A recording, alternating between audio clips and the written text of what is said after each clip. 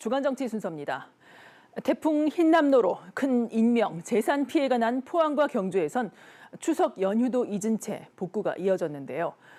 정치권에서도 태풍 직후 앞다퉈 지역을 방문했습니다. 피해 복구가 시급한 비상 상황이기도 했지만 추석 밥상 민심 가져오기에 부심했던 양당으로선 태풍이 행여 정치권의 악재가 되지 않을까 민심 달래기에 서두르는 모습이었습니다. 지난 7일 포항을 찾은 윤석열 대통령. 태풍이 휩쓸고 지나가며 한 아파트 지하 주차장에서만 7명이 숨진 다음 날이었습니다.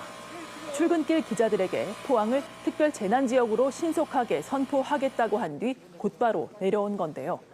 주차장 침수 현장에서 주민들의 애로사항을 경청한 뒤 경주로 이동해 제방 유실 저수지에 대한 복구를 지시했습니다.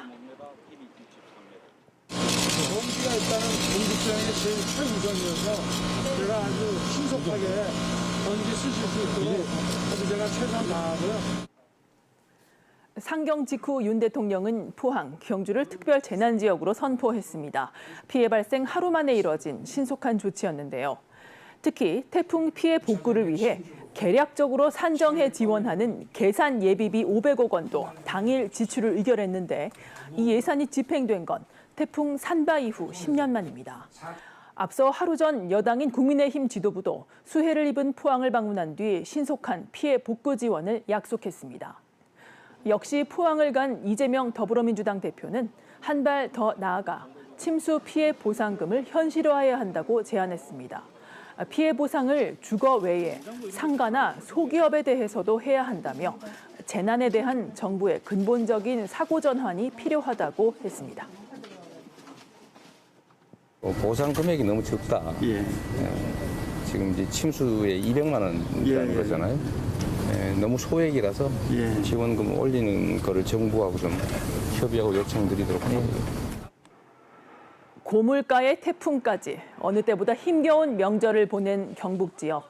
여야가 정쟁 대신 오랜만에 한 목소리를 낸 만큼 실제로도 신속한 피해 복구가 이루어질 수 있을지 지켜봐야겠습니다.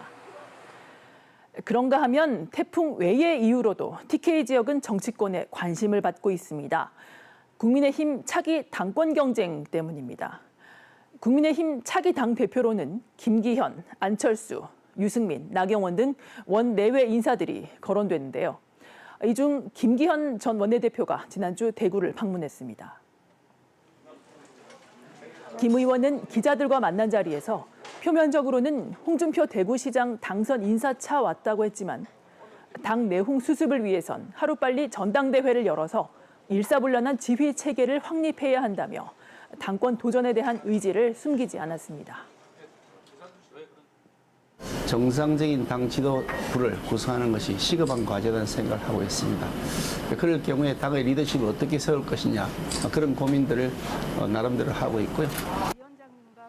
안철수 의원도 당초 지난 6일 구미와 경북대 서문시장을 방문할 계획이었는데 태풍으로 연기했습니다. 조만간 일정을 다시 잡을 예정인데 당권 도전 의사를 가시화하려는 행보라는 분석이 많습니다. 안철수 의원 측 관계자는 KBS와의 통화에서 당권 도전과 관련해 국민과 당원의 요청에 따라 부응하지 않겠느냐며 윤석열 정부의 성공과 비상 상황인 당의 안정에 역할이 있다면 마다하지 않을 것이라고 밝혔습니다. 각종 여론조사에서 우위를 보이는 나경원 전 의원도 대구 방문 계획을 묻는 질문에 부정을 하지 않으며 가능성을 열어뒀습니다. 대구 경북의 국민의힘 책임당원 수는 전체 당원의 25%에 달하는 데다 당원 투표율도 전국에서 가장 높습니다. 당 대표 선출에 당원 투표 반영 비율이 70%나 되는 만큼 결국 이 지역 당심이 결정적인데요. 아직 2차 비대위의 운명조차 가늠하기 어려운 때임에도 불구하고 차기 당권 주자들이 일찌감치 대구 경북에서 얼굴 알리기에 주력하는 이유로 분석됩니다. 지금까지 주간 정치였습니다.